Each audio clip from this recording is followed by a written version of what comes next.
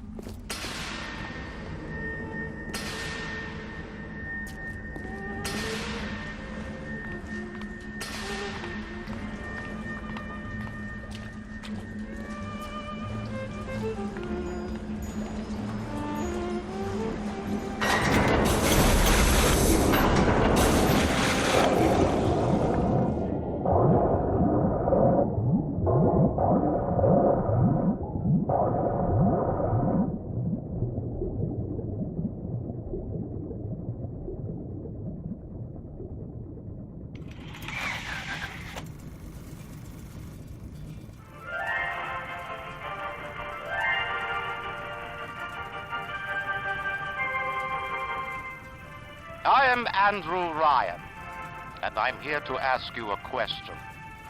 Is a man not entitled to the sweat of his brow? No, says the man in Washington, it belongs to the poor. No, says the man in the Vatican, it belongs to God. No, says the man in Moscow, it belongs to everyone. I rejected those answers. Instead, I chose something different. I chose the impossible. I chose rapture.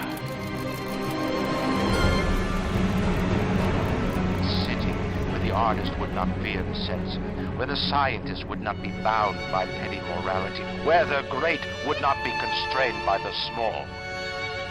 And with the sweat of your brow, rapture can become your city as well.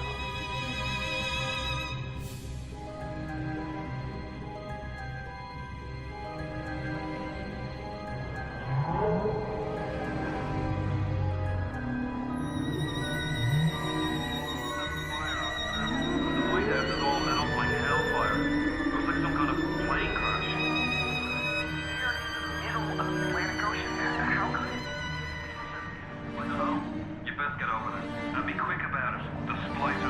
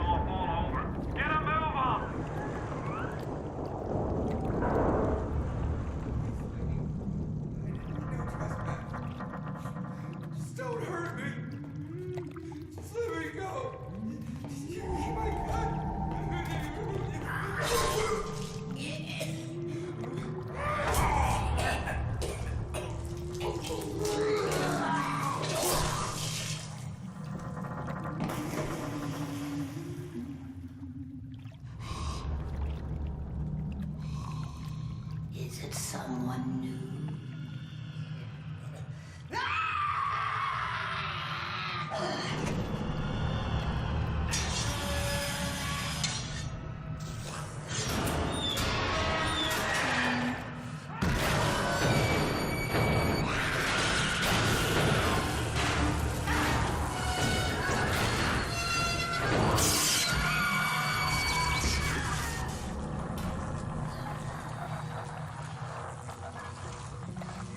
Would you kindly pick up that shortwave radio?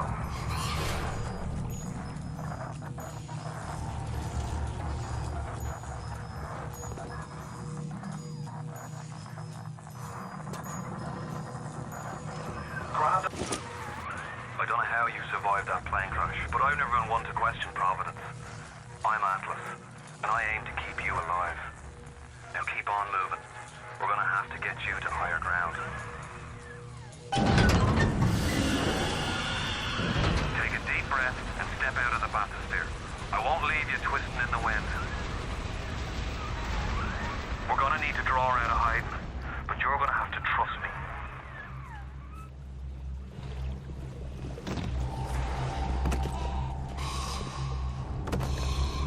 I'll wrap you in a sheet. Just a bit further. How do you like that, sister?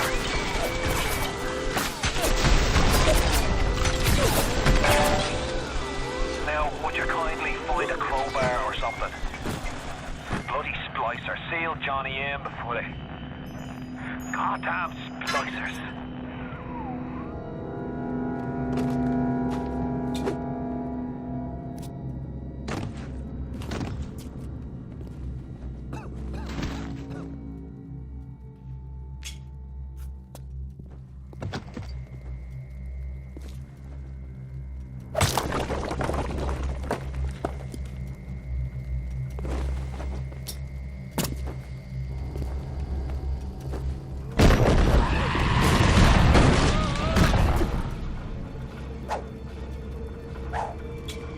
I found her that way!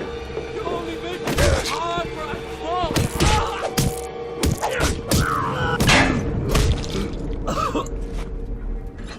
My daddy's smarter than Einstein, stronger than Hercules, and like a fire with a snap of his finger. Are you as good as my daddy, mister? Not if you don't visit the Gatherer's garden, you aren't. Smart daddy just like as a garden.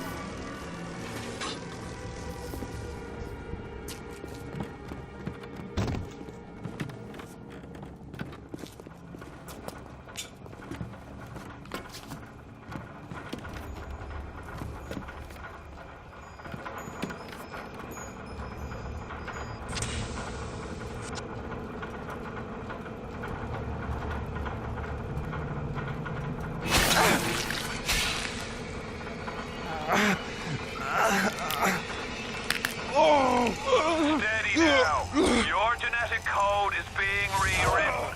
Just hold on and everything will be fine.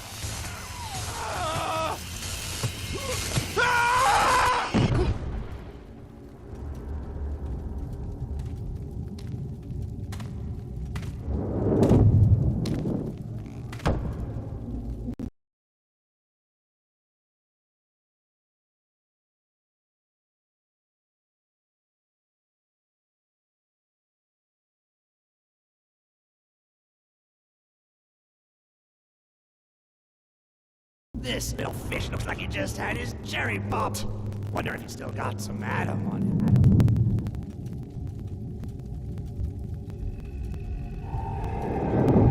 Hear that? Let's Spock, weak! You're a weak chopper. This little fish ain't worth towing it with no big daddy. Yellow, always have been. You'll be no better off with a metal daddy, little fish. See you floating, righty.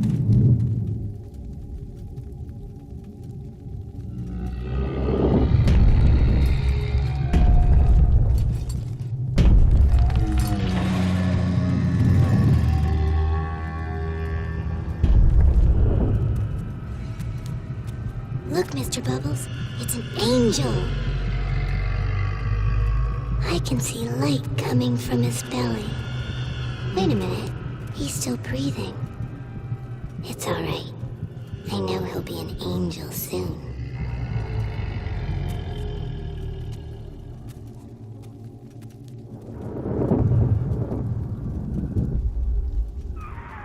You alright, boyo? First time plasmid's a real kick from a mule. But there's nothing like a fistful of lightning now, is there?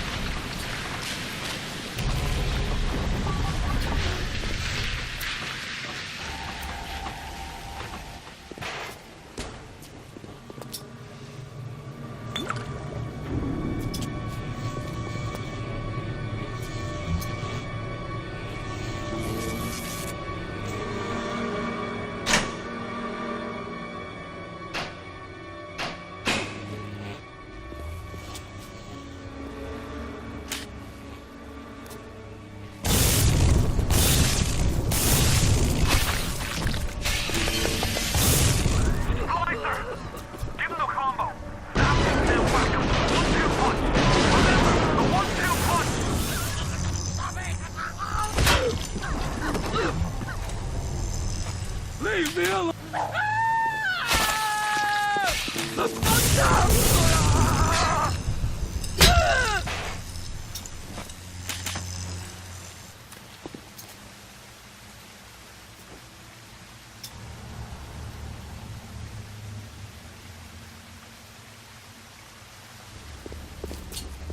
Tell Ryan I'm sorry.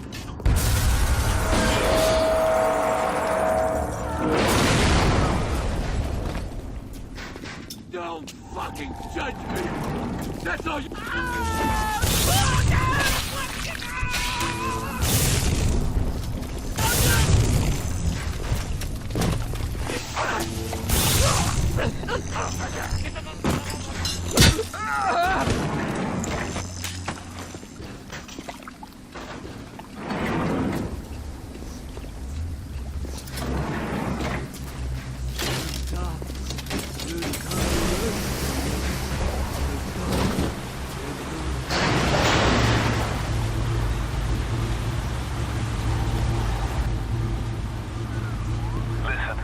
I've got a family. I need to get them out of here.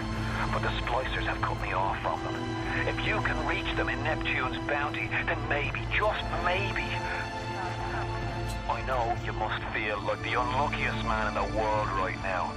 But you're the only hope I'll ever see my wife and child again. Go to Neptune's bounty. Find my family, please.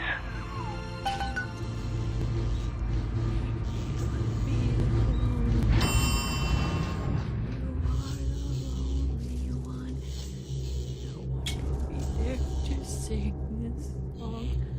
Hush. Mommy's gone. Ready to... Wait. This is happening before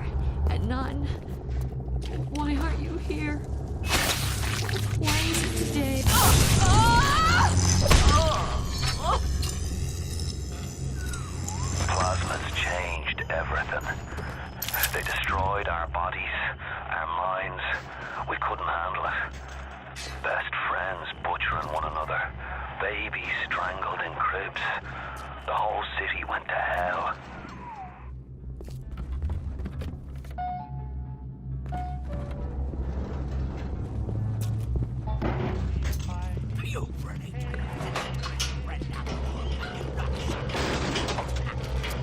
I'll do what I want. It's my Adam. I earned it.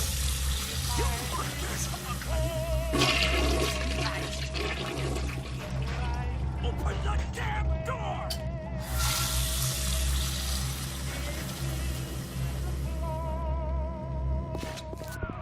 Careful now. Would you kindly lower that weapon for a minute?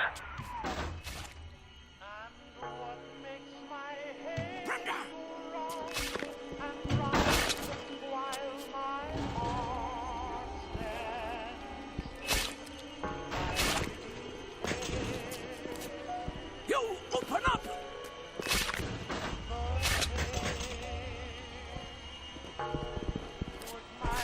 Last time! You think that's a child down there? Don't be fooled. She's a little sister now. Somebody went and turned a sweet baby girl into a monster. Whatever you thought about right and wrong on the surface, well, that don't count for much down in Rapture. Those little sisters, they carry Adam, the genetic material that keeps the wheels of Rapture turning. Everybody wants it, everybody needs it.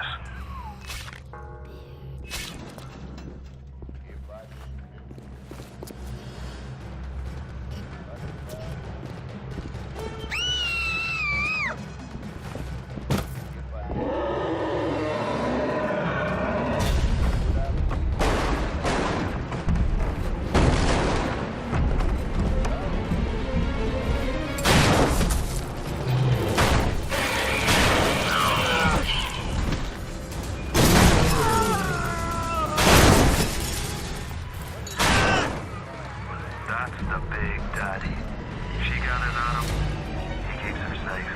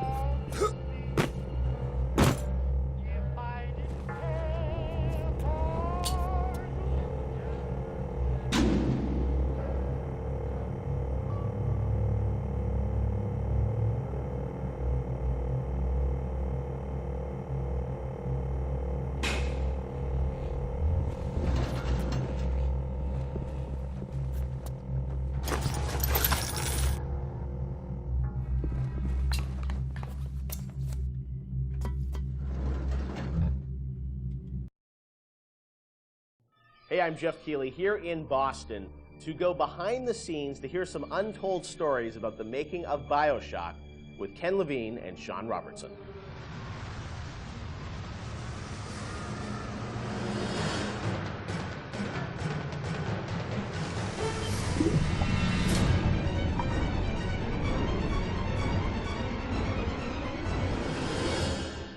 Let's talk a bit about the theme and setting of BioShock Rapture. I think a lot of people, when they played the game for the first time, Ken, they wondered, how did you even dream up this place? And I know you said publicly before that part of the reason you sort of, what led you to Rapture was this idea of fully simulating a place. Tell us about that sort of idea and the frustrations you had with other games where you sort of hit a bound. I think our philosophy was always to do what we were doing 100% rather than try to do something bigger and do it 50% or 40%. So one of the ideas of, and this sort of came from System Shock 2 as well, where you focus on an area that you can really bring to life and you kind of eliminate the questions of, well, why can't I go over the bridge to New Jersey? So we were able to really make a place, I think, that felt believable and real, even though in actuality it was really quite limited. But we just sort of dressed it with all these buildings outside that were all, they were all basically glorified fakes. We let the story drive what we needed to show rather than some kind of like predetermined map which we set down, which is a little different than like System Shock 2, where we actually mapped a spaceship out deck by deck. Yeah. Because I don't know what the philosophy felt a little different there, because you want to feel like a real spaceship that was sort of stacked on top of each other. Rapture was free to sprawl across the ocean floor. Although you guys originally, Sean, were talking about doing this game on a sort of spaceship again, right? Yeah, when we first started talking about what the spiritual successor to System Shock 2 was going to be, Spaceship came up, but again, we wanted a limited environment, and we didn't necessarily want to do Spaceship again. And our first actual exploration of this space was underwater, but ultimately ended up looking like a spaceship. It just happened to have a couple of seaweed fronds outside. And that started to push us towards what artistic statement that we wanted to make this look different, and what rules we were going to set for the world. How at every turn we were going to try to remind the player that they were in fact underwater and that this wasn't a spaceship. And how, like, underwater, we obviously know you did underwater, then sitting in the sky, like where did you come with the idea of like doing this underwater? I think there was probably a conversation. It's like, well, what kind of places could be cut off from other places? Yeah. Like, well, spaceship, summer camp, any island notion, right? Something that's cut off from the rest of the world. Yeah. So you never felt like you should be able to go over that bridge to New Jersey. I don't want to apply some deep and meaningful conversation. I think it was one of those ideas that you just kind of say, and then everybody's, that sounds cool, let's try that. Let's go for it. And I think it lended itself to having very nice views out the window without having to build an insane amount of unique assets. Right. By today's standards, we still were a small team back then. And there's an expectation that because you're underwater, the view distances are going to be short, so you can really kind of fade out into the fog at a short distance and not have the expectation that, why can't I see forever? So there's a lot of limitations in a good way that we put on ourselves by being underwater, as opposed to, like, if you're on a cruise ship, then you'd expect to see across the water, and we'd have to deal with that. Same thing with an island. Or in a city in the sky. Yeah, exactly. Which was a lot more complicated, yeah. So you came up with the idea of, let's do this underwater, let's do this sort of isolated place. Then you had to answer the question of, why would someone build this? Is that sort of how it worked, sort of order of operations? You then had to come up with a story to explain? Yeah, I think we wanted a very believable reason why they'd be there. Right. And sort of the necessary isolation of the place sort of led to, well, what kind of person would want to do this? And I wasn't even particularly aware of the sort of political implications of what I was reading, but I've been reading, I read The Fountainhead. Right. By Ayn Rand, and I mostly thought it was an interesting story. Like, I didn't realize that people were sort of basing their sort of political lives around it, because I wasn't that tuned in to that stuff at that point. And so, but I love the dialogue and the kind of speechifying in it, because you can see a video game character speaking with that kind of certainty and that kind of confident philosophy. It just seemed like a natural kind of thing to apply to this place. And so it just sort of all came together as a sort of who is the guy who would do this? Well, that character. He was sort of this amalgamation of characters from Ayn Rand's books and Ayn Rand herself. This sort of idealistic person who says, well, the only way to do this is to separate from the rest of the world. Right. And that led to Andrew Ryan. I am Andrew Ryan, and I'm here to ask you a question. Is a man not entitled to the sweat of his brow? No, says the man in Washington, it belongs to the poor.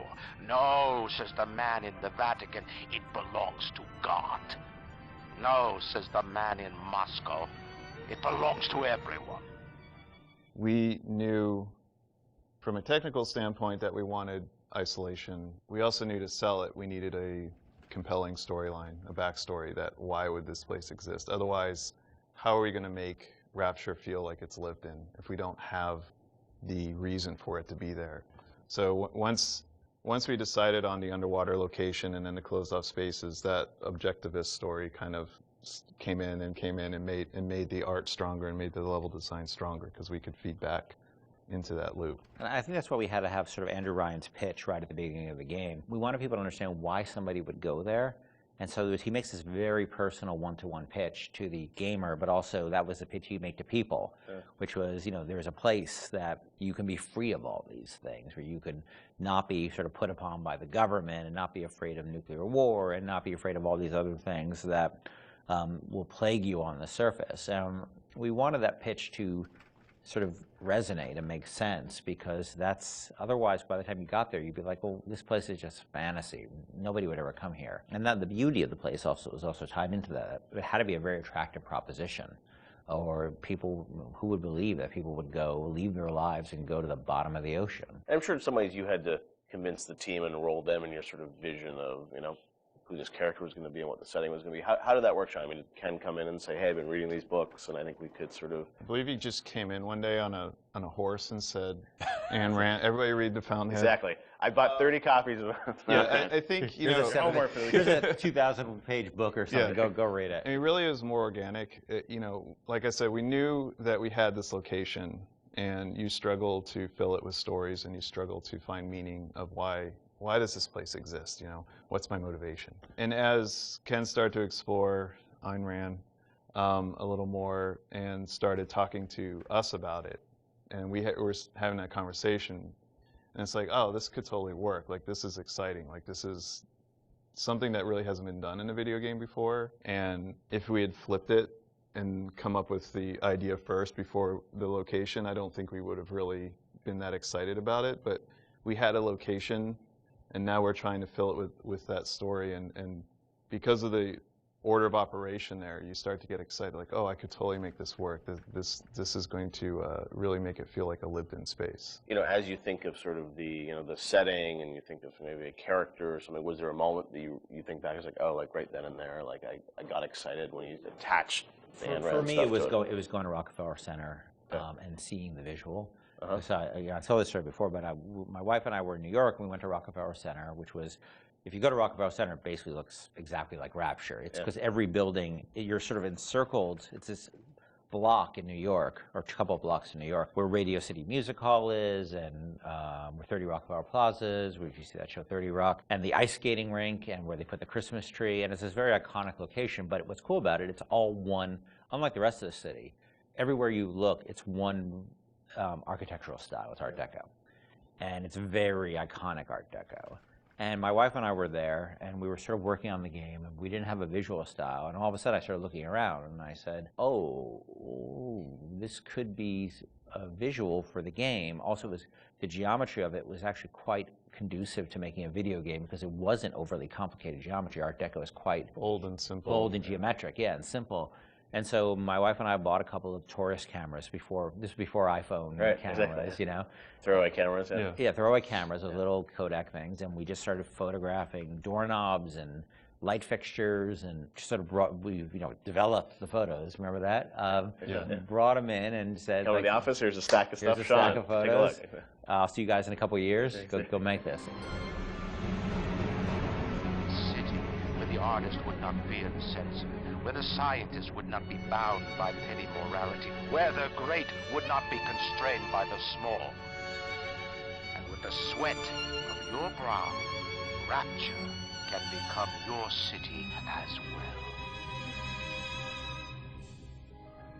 So you had kind of a theme, you came up with an art style, some of the iconic characters, and then you really had to build the narrative around it.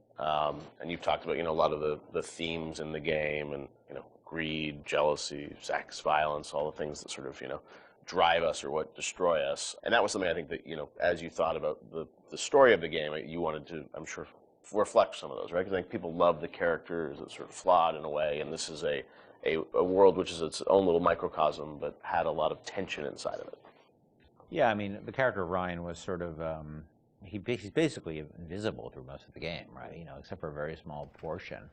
But he's very present because the city is him, right? It's such a representation of him. We never want to cut away to a cutscene where you saw Andrew Ryan, planning and scheming. We wanted him to be very present without actually being present. But once you had Ryan, once you had his desire to protect this vision of his, you just had to then come up with the characters who'd be arrayed in opposition to him. So we had this character, the Big Daddy, and then eventually the character of the Little Sister. And so characters like Tenenbaum came along, like, here's a person who's in opposition to him for this reason. And then you have, for more noble reasons. And then you have a character like Atlas, who's much more cynical opposition. Once we had all those characters arrayed, we're like, well, who are you? And you ended up being a sort of a pawn in the middle of all this opposition to Ryan. We just kept kind of homing in on that theme and making sure that you weren't, eventually figuring out that you couldn't just be here by an accident, that you're an integral part of this story, even though you don't know you're an integral part of this story. You think you're just there by happenstance. Look, Mr. Bubbles, it's an angel. I can see light coming from his belly. Wait a minute, he's still breathing. It's all right. I know he'll be an angel soon.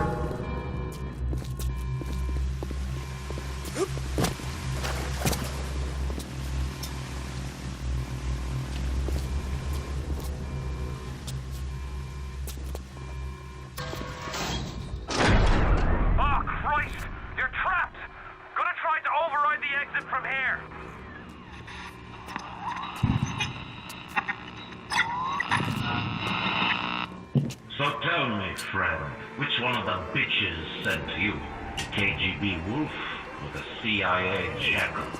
Here's the news. Rapture isn't some sunken ship for you to plunder. And Andrew Ryan isn't a giddy socialite who could be slapped around by government muscle. And with that, farewell, or das Vodania, whichever. Things were supposed to work out for me down here! Ryan!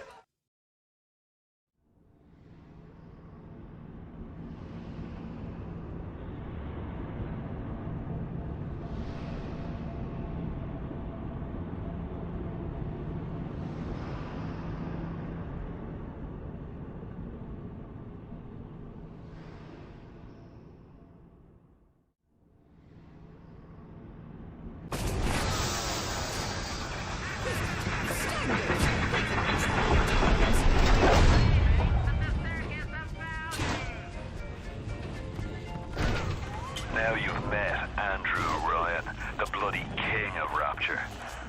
Now find your way to emergency access. Oh, darling, you shouldn't have. What's the matter, Mary? You look like you was a fool. I don't feel great. I'm dizzy, I'm nauseous, and sometimes I'm even seeing things that aren't there. That's just the plasmid blues, Mary. You just need to slow down a bit on the splicing. Before you know it, you'll be as right as rain. Remember, a smart splicer is a happy splicer.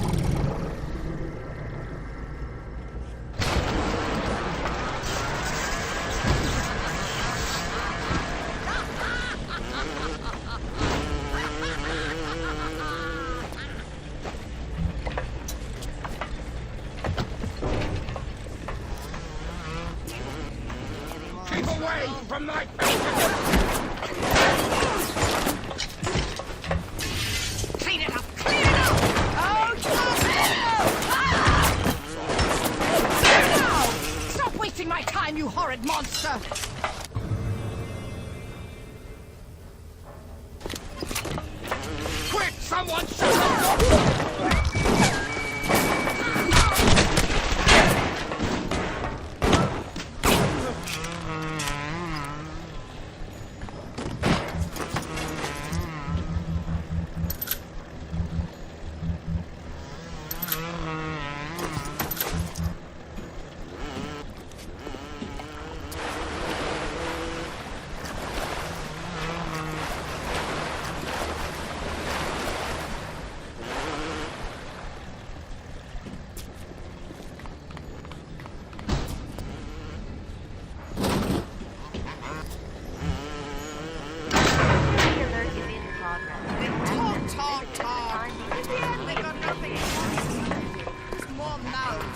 If you want to use the emergency access, you'll be needing Dr. Steinman.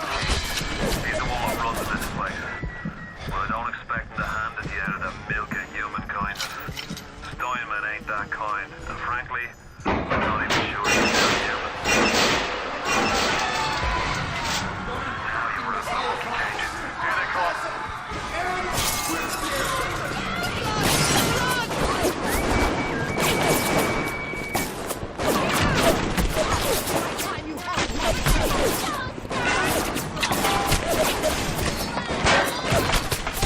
Now, you ghastly person. How dare you! Hang on, bitch!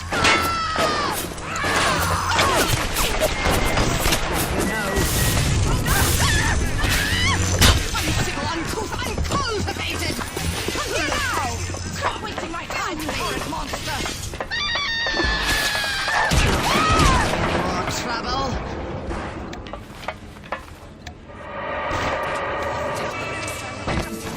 It's my daughter's wedding, not his.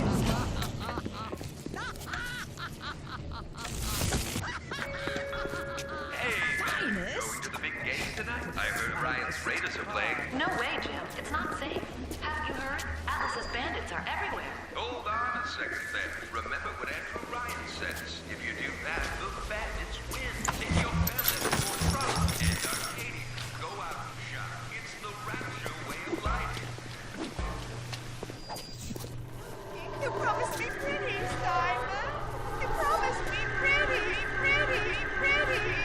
Now look at me. Look at me!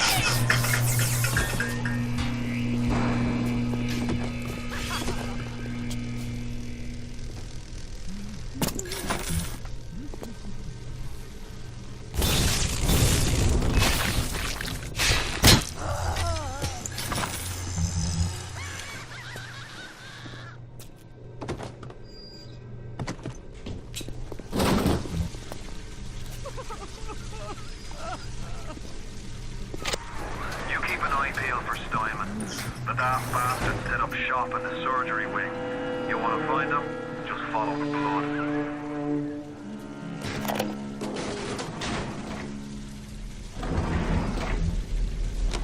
Adam presents new problems for the professional.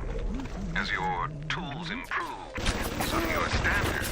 There was a time I was happy enough to take off a wart or two. Turn a... Remember, all them machines will short out right and proper if you hit them with electrovolts.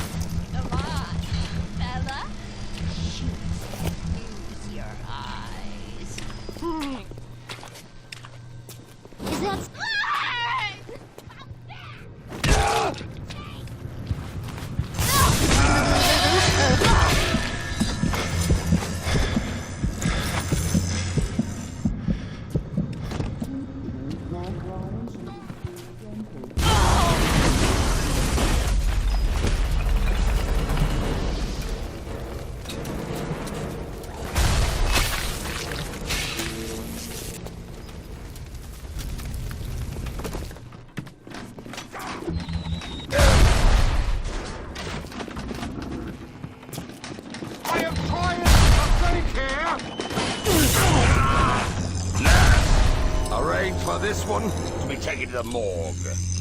Where does it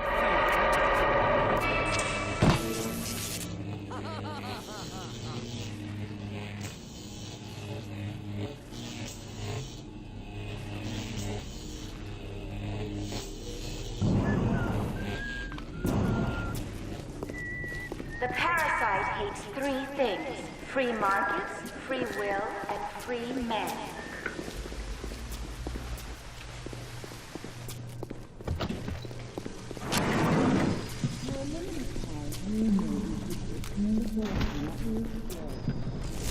Their work, they call upon their out.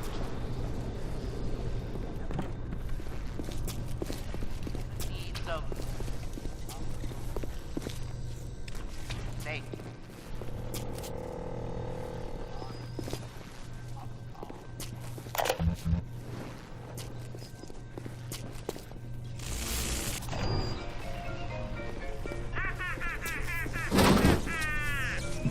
Feel your craving, but the circus of value.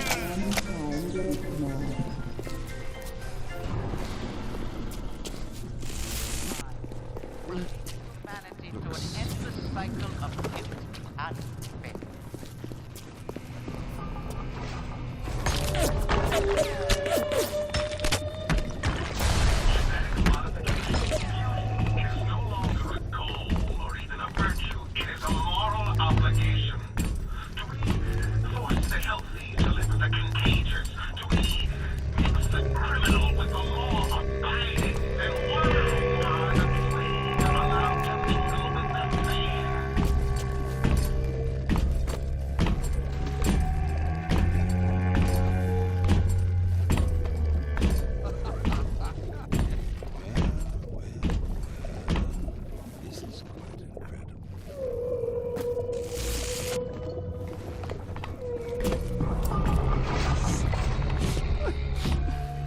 Why do we have two eyes?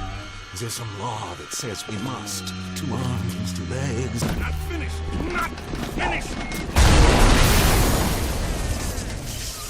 You'll have to find some way to get through to surgery and Steinman. Chin up now. The Lord hates a quitter. I can hear that splicer sounding off like it's the 4th of July. Explosives are hard to come by down here. But if you get your hands on one of them telekinesis plasmids, you can catch the damn firebombs and toss it right back and it's gone. Or anything else that might be standing in your way.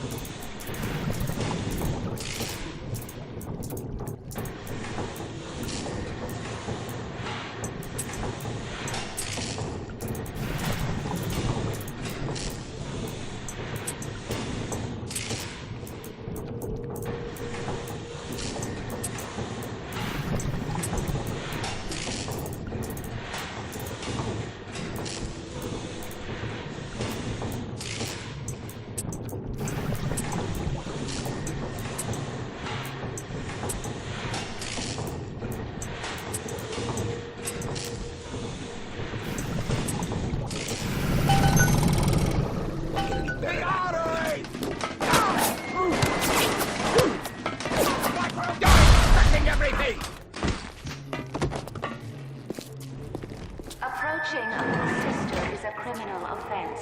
Do not approach the little sisters.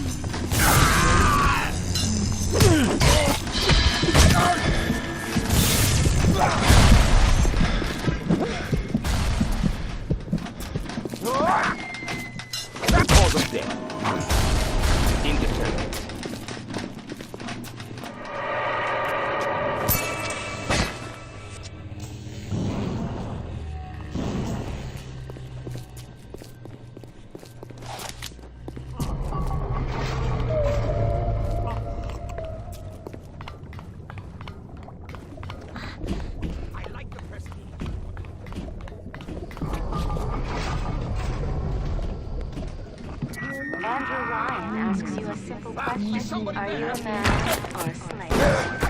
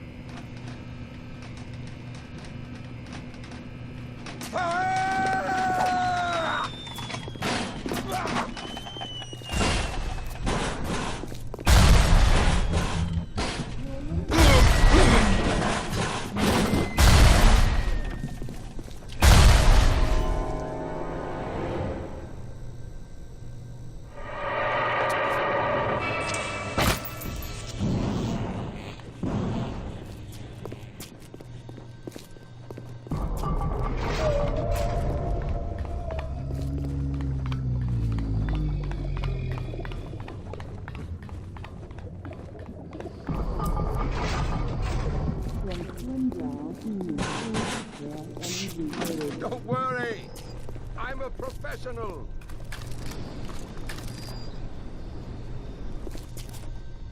You're crawling with disease.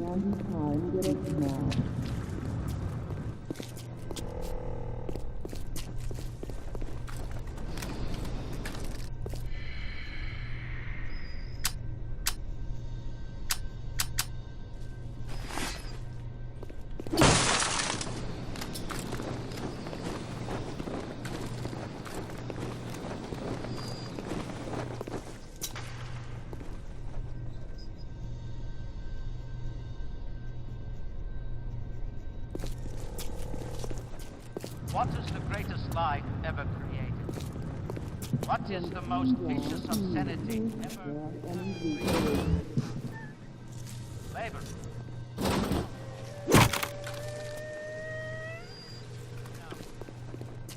It's the tool with which all that wickedness is built. Altruism.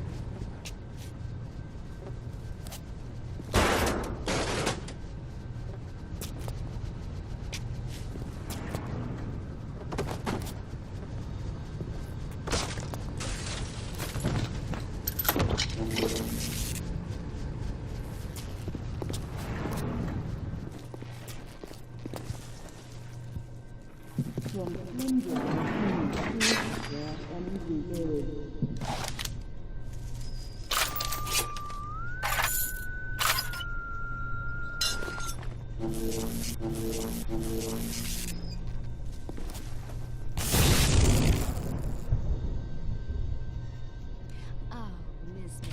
Cohen. I'd be wonderful in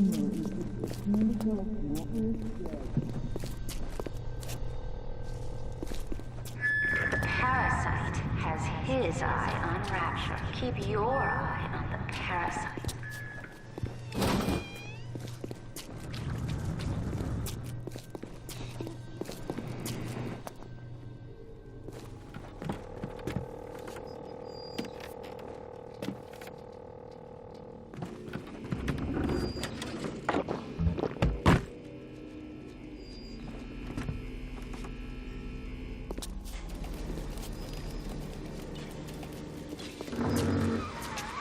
Security camera.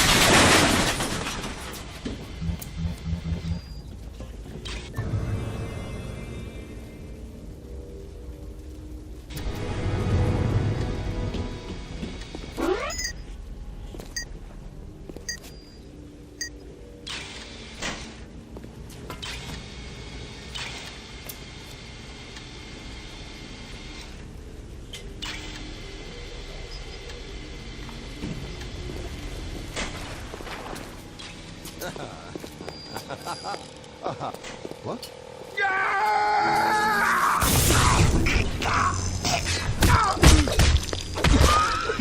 Wait. Better than ever. Why are you dragging out your nose?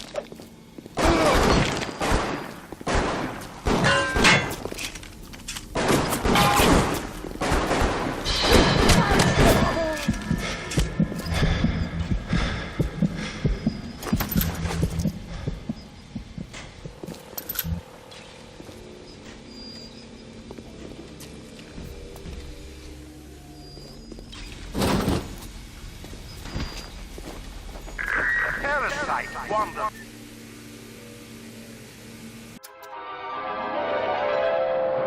Light up foes to 1,000 degrees. Warning, fire spreads.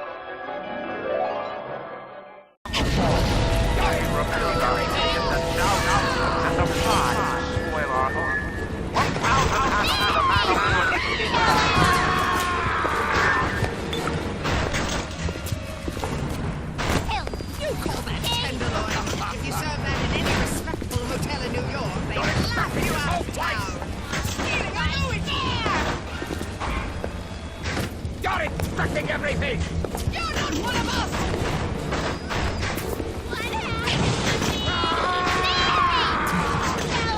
This house! Got it!